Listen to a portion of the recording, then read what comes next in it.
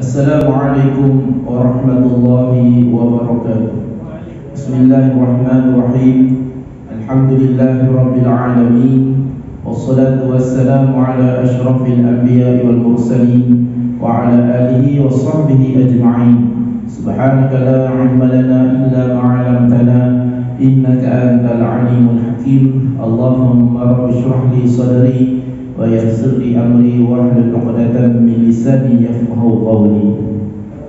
Yang saya hormati Tuan Nazir, Tuan Timbalan Nazir, seterusnya barisan pegawai masjid dan juga tuan Pastor Korea Masjid Sungai Blong, tuan-tuan imam, tuan-tuan Bilal dan tuan-tuan Siap, seterusnya tuan-tuan yang dirahmati dan dikasihi Allah Subhanahu wa taala. Alhamdulillah, mari kita sama-sama kita merafakkan rasa syukur kita kepada Allah Subhanahu wa taala kerana dengan limpah guna nikmatnya pada hari ini Allah Taala berikan kita kesihatan yang baik. Allah Taala berikan kita nikmat beribu-ribu nikmat sejak kita bangun tidur daripada pagi tadi sehinggalah ke saat ini. Alhamdulillah, Allah Taala berikan kita kesihatan, berikan kepada kita kehidupan, nikmat bahagia, tenang. Mudah-mudahan Allah Ta'ala kekalkan nikmat ini dan mudah-mudahan terus ditambahi dengan nikmat syukur kita kepada Allah Ta'ala. Mudah-mudahan kita sentiasa tetapkan dalam diri kita sentiasa bersyukur atas nikmat Allah Subhanahu Wa Ta'ala yang Allah Ta'ala kurniakan kepada kita. Sentiasa syukur nikmat keluarga kita, nikmat pasangan, nikmat anak-anak, nikmat cucu-cucu, nikmat jiran tetangga yang baik, nikmat nikmat boleh makan, boleh minum, boleh menjaga kesihatan, yang besar juga nikmat nikmat beribadah, dan yang paling besar sekali ialah nikmat iman, dan nikmat agama Islam ini yang kita kecapi pada hari ini. Itu nikmat yang paling besar yang Allah Ta'ala kurniakan kepada kita, dan marilah sama-sama kita gunakan, manfaatkan sebaik mungkin nikmat yang Allah Ta'ala kurniakan kepada kita ini, dan teruskan beramal ibadah selagi kita ada umur, selagi kita diberikan kesihatan, ada kekuatan. Teruskan beramal ibadah, kekalkan apa yang kita lakukan pada hari ini, kekalkan momentumnya, kekalkan prestasinya. Lebih-lebih lagi kita dah keluar daripada bulan Ramadan, kita dah keluar daripada bulan Syawal.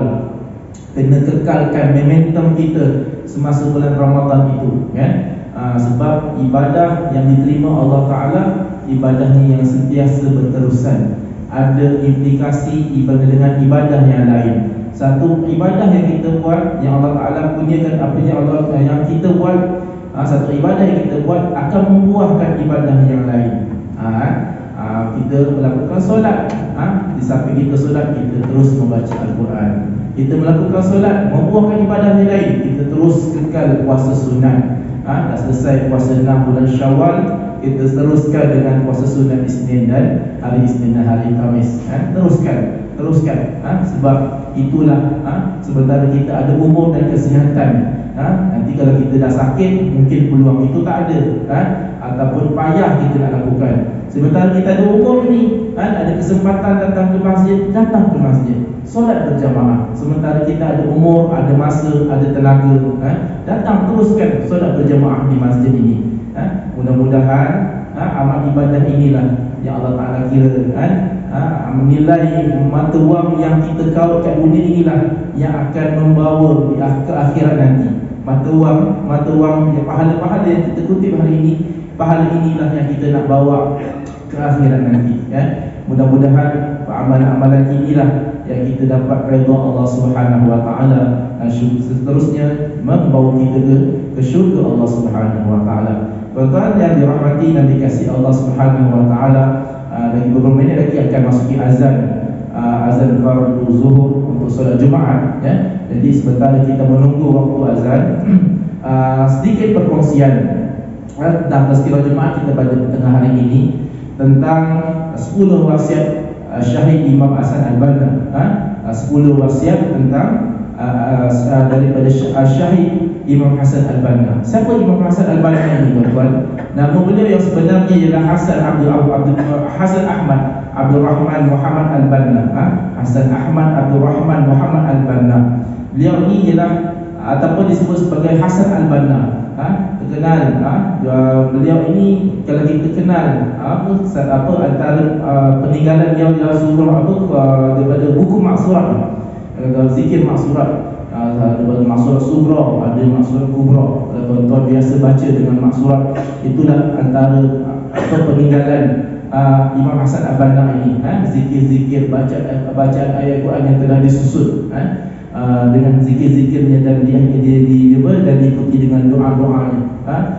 Boleh amal ke setiap hari bacaan al-maksurat ini. Ada doa-doa yang maksud di dalam itu. Boleh cari di pasaran pun ada jual buku ataupun buku tentang maksurat ini. Baik, siapa Imam Hasan Al-Banna ini? Beliau ni orang Mesir, orang Kahirah, orang daripada daerah Al-Bahriyah, Iskandariyah Mesir. Lahir pada tahun 1906 dan meninggal dunia pada 12 Februari 1949. Beliau ini yang menggerakkan gerakan Ikhwanul Muslimin, gerakan Ikhwanul Muslimin, gerakan dakwah di Mesir. Baik tuan-tuan, itu sedikit tentang biodata. Biodata dia tuan-tuan boleh cari sendirilah, banyak info tentang biodata. Tapi yang kita nak fokuskan pada tengah hari ini ialah tentang apakah 10 wasiat beliau daripada Syekh Imam Al-Banna ini, Imam Hasan Al-Banna ini. Pertama sekali, apa wasiatnya? Wasiat yang pertama ialah jika terdengar azan, maka segeralah bangun untuk menunaikan solat berjamaah, walau bagaimana sekalipun keadaan seseorang itu. Dengar sahaja azan, terus bangun untuk tunaikan solat berjamaah. Dengar sahaja azan, terus bersiap-siap untuk ke masjid, bersiap-siap untuk ke surau tempat kita tinggal. Jangan bertangguh-tangguh. Ini nak dengar azan bukan susah, senang tuan-tuan. Walaupun tuan-tuan duduk di curug mana sekalipun boleh dengar azan. Ini banyak masjid, banyak surau. Gunakan speaker menara tinggi-tinggi. Speakernya boleh pergi jauh berkilometer. Tak ada juga. Ada medium television, ada medium radio yang kita boleh dengar. Tak ada juga, ada medium handphone. Banyak aplikasi-aplikasi yang tuan-tuan boleh masukkan, dan apabila masuk saja waktu, azan akan berkumandang di telefon ini. Jadi tak ada alasan untuk kita kata kita tak dengar azan. Tiada lagi alasan. Sebab banyak medium yang boleh membantu kita untuk sampaikan azan ke telinga kita. Apabila dengar saja azan, kena teruskan untuk melazimi solat berjamaah. Daripada Abu Hurairah radhiyallahu anhu bahawa Nabi sallallahu alaihi wasallam bersabda, salatul jamaah afdalu min salatil fardhi bi 27 darajah. Solat secara berjamaah lebih baik daripada solat bersendirian sebanyak 20 darjah. Mana tuan-tuan, bukanlah sembahyang dekat rumah berjamaah itu tak dapat 27 darjah. Dapat. Asalkan kita solat berjamaah, kita dapat 27 kali ganda darjah ini. Kita dapat daripada solat bersendirian. Solat di mana pun asal secara berjamaah, di surau ke, di RNR ke, kita dapat pahala 27 darjah. Tetapi afdalnya ialah kita solat berjamaah di masjid. Solat berjamaah di masjid. Beza tuan-tuan, 20 darjah di rumah dengan 20 darjah di masjid. Ada beza. Nampak sama, angka yang sama, tetapi nilainya berbeza. Analoginya macam kita semayang di rumah, kita dapat RM27. Tapi kalau semayang di masjid, analogi saja, kita dapat $27. Ada beza lah. Sangka yang sama, tetapi nilainya yang berbeza. Mana yang kita nak, RM27 atau $27? Sudah pasti kita nak yang lebih banyak daripada itu. Nilainya yang lebih besar daripada itu. Sebab itu lazimi ya diri kita untuk solat berjemaah di masjid. Tak ada alasan lagi kita tak ada kenderaan. Tuan-tuan ada motosikal, kita ada kereta, kita ada basikal, apa juga kenderaan. Lagi bagus jalan kaki, tapi yang jauh ada kenderaan. Apa lagi alasan? Kita tiada lagi alasan untuk sebab apa? Sebab apa kita ada alasan? Sebab nanti di akhirat Allah Ta'ala akan tanya. Apa jawapan kita dengan Allah Subhanahu Wa Ta'ala? Ada jawapan? Ada jawapan? Sakit ke sebagainya? Boleh dirawat dan sebagainya. Jadi kita kena pastikan kita kena solat berjemaah di masjid di tempat kita tinggal. Masjid kita itu luas, tuan-tuan, luas. Tetapi kalau solat biasanya hanya 2 saf setengah, 3 saf sahaja, kan? Kalau hari raya kan masjid kita nampak kecil je, sampai terpaksalah dibina atau diletakkan kemah kanopi di belakang sana. 4 kemah kita letak pun tak cukup, jemaahnya melimpah. Nampak kecil majlis Sungai Blok ni, tetapi bila solat fardu masjid ni nampak besar. Sebab apa nampak besar? Sebab ruang safnya yang banyak kosong. Jadi tuan-tuan kena tanggungjawab mengimarahkan masjid adalah tanggungjawab kita bersama. Bukan tanggungjawab imam semata-mata, bukan tanggungjawab makmum, bukan tanggungjawab Bilal semata-mata, bukan tanggungjawab AJK masjid semata-mata. Tidak, tetapi tanggungjawab mengimarahkan masjid, ramaikan masjid adalah tanggungjawab kita bersama. Setiap muslim kena bertanggungjawab untuk mengimarahkan rumah Allah Ta'ala ini. Jangan tunggu masa lapang untuk kita solat berjamaah di masjid. Jangan tunggu masa lapang, tetapi lapangkan masa kita untuk kita solat berjamaah di masjid. Lapangkan masa, letak masa, rutinkan harian kita. Dalam daily harian kita mesti ada solat berjamaah di masjid. Walau sibuk macam mana pun, kena ada rutin kita, harian kita yang kita istiqamah untuk kita solat berjamaah di masjid. Apa wasiat yang kedua? Syekh Imam Al-Banna, Imam Hasan Al-Banna. Yang kedua ialah memperbanyakkan bacaan Al-Quran. Selalu membuka kitab-kitab untuk menambah ilmu. Pergi ke majlis-majlis ilmu. Perbanyakkan zikrullah dan jangan membuang masa dalam perkara yang tidak mendatangkan faedah. Banyakkan membaca Al-Quran. Banyakkan bacaan Al-Quran. Allah Subhanahu Wa Taala berfirman dalam surah Al-Qamar ayat 17, wa laqad yassarna al-Qur'ana lidzikri fahal min muddakir. Dan demi sesungguhnya kami telah memudahkan Al-Quran untuk menjadi peringatan dan pengajaran. Maka adakah sesiapa yang mahu mengambil peringatan dan pelajaran daripadanya? Dalam ayat ini kesemuanya menunjukkan bahawa Allah Subhanahu Wa Taala suka kepada hamba-Nya yang sentiasa membaca dan melazimi Al-Quran. Di samping itu juga Allah Subhanahu Wa Taala menjadikan Al-Quran mudah dihafal dan dipelajarinya. Lazimkan diri kita sentiasa baca Al-Quran. Kita baca, kita tengok Al-Quran pun kita dapat pahala. Pegang Al-Quran juga kita dapat pahala. Baca Al-Quran juga dapat pahala. Baca Al-Quran dan fahami maksud kandungan isinya juga dapat pahala. Baca Al-Quran, faham kandungan isinya, amalkan apa yang diperintahkan Allah Ta'ala dalam Al-Quran juga dapat pahala. Dapat pahala, semuanya dapat pahala.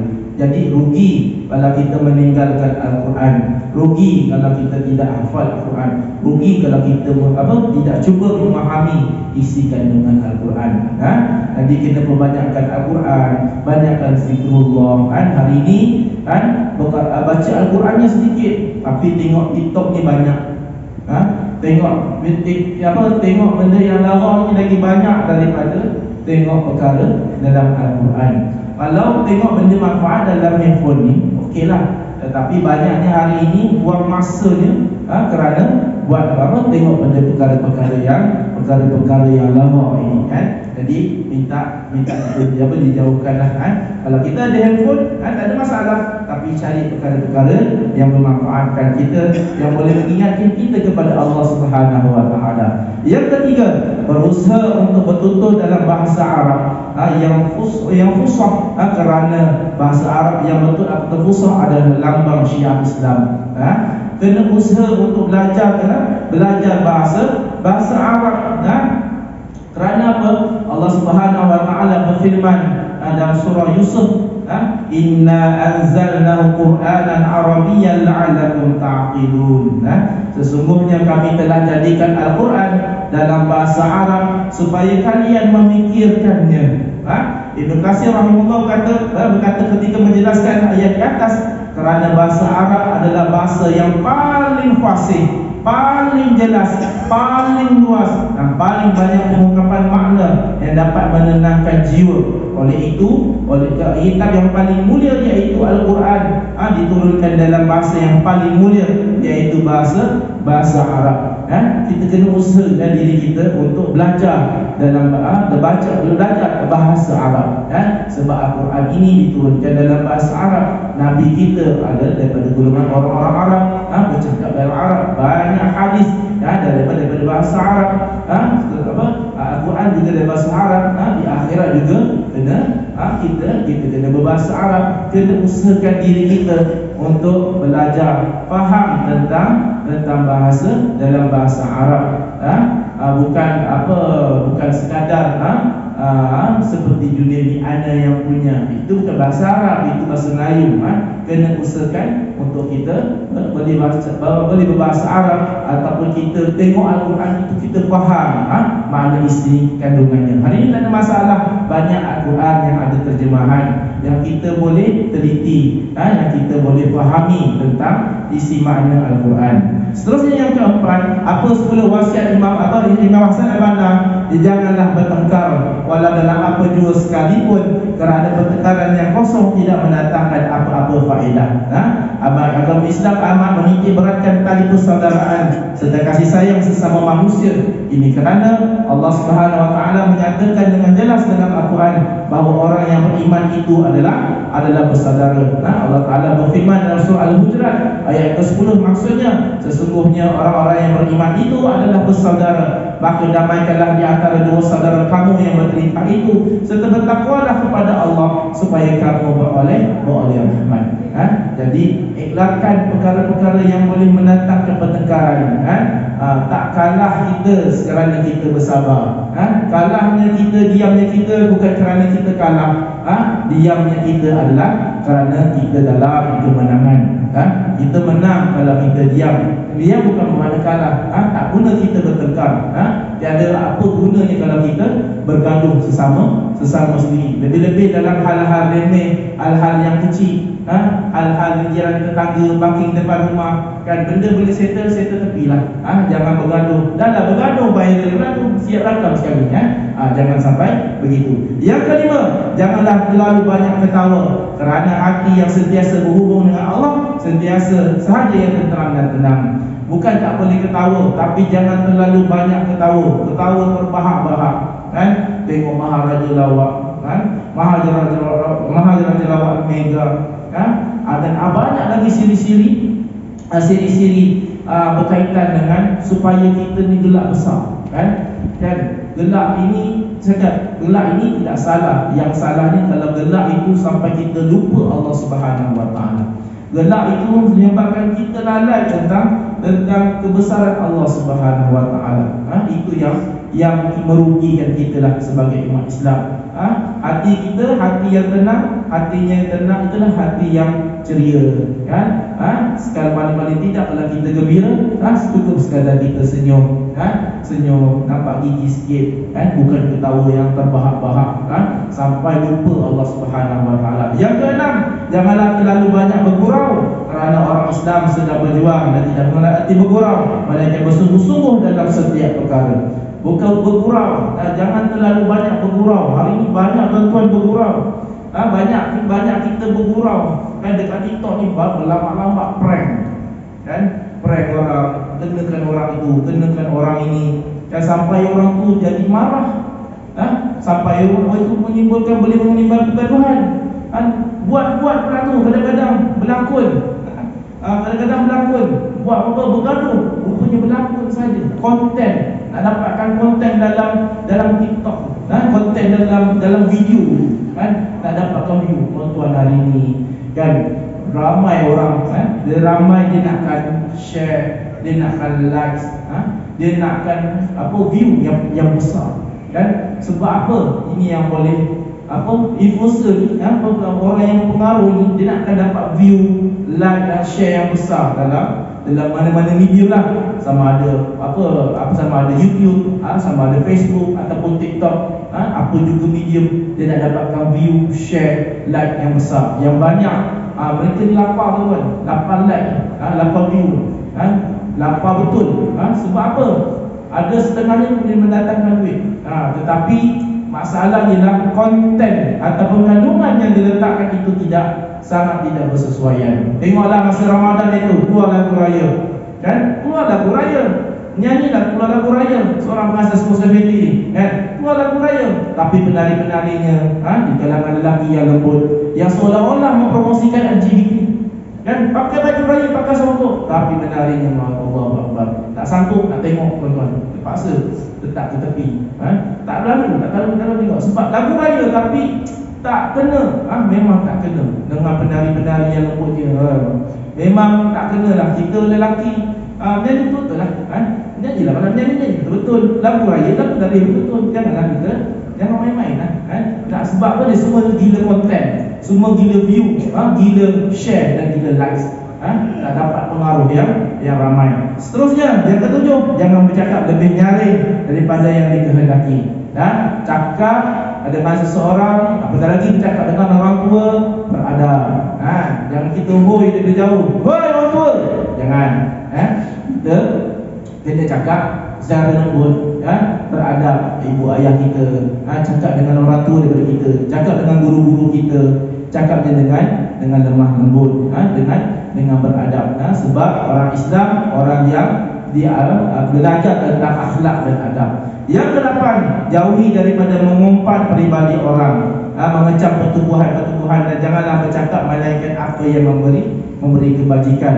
Jangan suka mengumpat, jangan suka mengata, jangan suka apatah lagi cerita tentang jiran, cerita tentang orang yang kita tidak suka. Cakap perkara-perkara yang bermanfaat sahaja. Elakkan bercakap perkara-perkara yang lagha. Elakkan bercakap perkara-perkara yang lagha. Cakap perkara yang bermanfaat sahaja. Yang kesembilan, berkenal-kenalah dengan setiap muslim yang ditemui, kerana asas gerakan dakwah ialah berkenal-kenal dan berkasih sayang. Jumpa seseorang, berkenal-kenalah, bukan sekadar kenal sahaja, kenalilah nama dia. Kenalilah nama dia, asal dia dari mana, siapa mak kalau boleh, siapa mak ayah dia, kenal. Kita berkenal-kenalan. Kadang-kadang kita ni dah banyak sembang dalam 15 minit, 20 minit, jumpa kat klinik 20 minit, 30 minit, sembang, lupa nak tanya nama. Siapa nama? Kadang-kadang begitu kan. Kita kena berkenal-kenalan. Sentiasa cari ruang untuk kita kenal orang yang baru dalam hidup kita, berkenal-kenalan dengan orang lain yang kita tidak kenal. Walaupun bukan bangsa kita, walaupun bukan beragama sama dengan agama dengan kita, tapi cari peluang untuk kita boleh bersebar, bertukar-tukar fikiran dengan orang yang berhampiran dengan kita. Cari peluang. Sebab bila kita berkenal-kenalan, merapatkan ukhuwah silaturahim. Apatah lagi berkenal-kenalan ni sesama bangsa kita, sesama orang Islam kita, berkenal-kenalan, berkenal-kenal.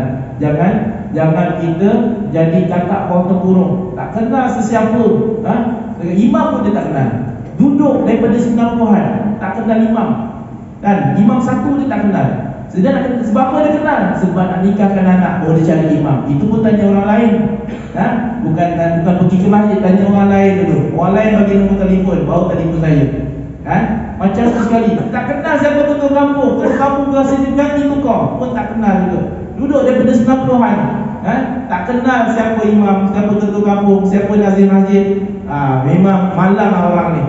Pastikan kita duduk satu tempat, berkenal-kenalah dengan jiran tetangga, berkenal-kenalah dengan pemimpin masyarakat. Dan yang ke-10, kewajipan kita lebih banyak dari masa yang ada, dan digunakanlah masa yang sebaiknya dan ringkaskanlah pelaksanaannya. Banyak lagi benda penting yang kita nak buat, banyak benda penting lagi yang kita nak perjuangkan, kan? Janganlah buat perkara-perkara yang merugikan masa kita, kan? Jangan buat perkara-perkara yang tak ada manfaat untuk kita, tak ada manfaat untuk bangsa kita, tak ada manfaat untuk agama kita. Elakkan. Kita kena buat sumbang sesuatu yang boleh menyumbang untuk agama kita. Kita kena buat sesuatu, jangan rugikan masa kita dengan perkara-perkara yang tak ada faedah. Pergi ke tempat-tempat yang bermanfaat, pergi ke tempat-tempat yang menyampaikan ilmu, yang boleh mendidik jiwa kita, boleh mendidik hati kita menjadi orang, jadi insan yang bertakwa, insya-Allah. Tuan-tuan yang dirahmati Allah Subhanahu Wa Taala, ada pengumuman. Pengumuman yang pertama ialah berkaitan dengan ibadah korban. Berapa ekor dah, cik? Berapa ekor dah? Dah 7 ekor, dah 8. 7 ekor, kan? Kita punya kuota 10 saja. Satu bahagian RM765, satu ekor RM5,350. Tuan-tuan yang berminat, grab cepat-cepat. Kita tak ada masa yang banyak. Berjumpa dengan Tuan Bila Satu, Encik Muhammad bin Yusuf, untuk mendaftar dan boleh buat bayaran untuk ibadah korban nanti. Kita akan sembelih nanti pada hari raya sama ada pertama kemudian kita bincang. Tapi tuan-tuan nak masuk ibadah korban masjid kita, daftar segera dan terus buat bayaran, ya. Yang kedua ialah berkaitan dengan di Bazaria di belakang tu, kita dah buka tuan-tuan. Kita nak nama Dewan Besar Asyabab. Tuan-tuan yang nak sewa untuk apa-apa kenduri, terutama kenduri kahwin, bolehlah berhubung dengan Encik Abdul Majid. Kita punya jawatan kuasa untuk buat penyewaan.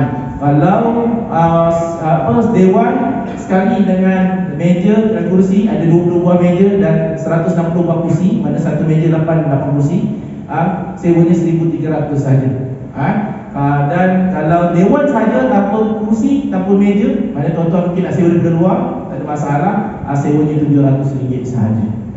Jadi tuan-tuan bolehlah, mungkin nak buat kenduri kahwin, untuk cuti sekolah akan datang, boleh berhubunglah dengan pihak kita, insya-Allah. Wallahu a'lam. Sampai di sini saja. Aku dah maaf atas kekurangan. Assalamualaikum warahmatullahi wabarakatuh. Bismillahirrahmanirrahim. Alhamdulillahirabbil alamin wassalatu wassalamu ala Rasulillah wa ala alihi washabbihi ajma'in. Allahumma nawwir qulubana bi nuri hidayatik kama nawwarta al-ardha bi nuri syamsika abadan abada bi rahmatika ya arhamar rahimin. Allahumma arzuqna fahman nabiyyin wa hifdzal mursalin wa ilhamal malaikati muqarrabin fil afiyah ya arhamar rahimin. Wa sallallahu ala sayyidina Muhammad wa ala alihi washabbihi ajma'in. Alhamdulillahirabbil alamin. Assalamualaikum warahmatullahi wabarakatuh.